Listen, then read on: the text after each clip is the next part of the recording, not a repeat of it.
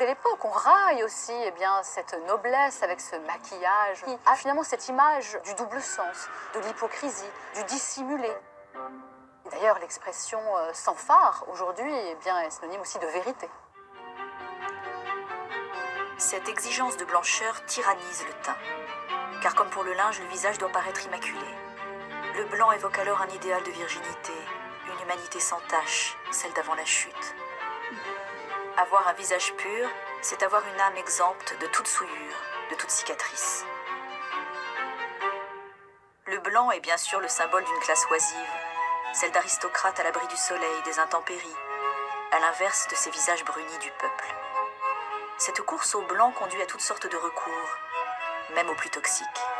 L'agent de blanchiment le plus utilisé à l'époque, c'est le fameux blanc de Céruse. C'est un cosmétique connu depuis l'Antiquité. Les Romains, les Grecs avaient des fards aussi à base de Céruse. Elle cause de très nombreux dommages à la peau. Elle est très astringente, donc elle irrite beaucoup la peau. Elle est aussi dessiccative, donc elle dessèche énormément la peau. Donc appliquée finalement toute la journée, elle va contribuer au vieillissement prématuré de la peau, aux rides d'expression qui apparaissent beaucoup plus rapidement. Cela est relevé dès l'époque. Et puis la Céruse, c'est du carbonate de plomb. C'est une poudre métallique.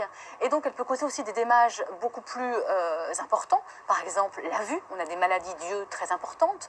Lorsqu'on s'applique la Céruse sur la gorge, on a des maladies qui touchent la poitrine ou même les poumons.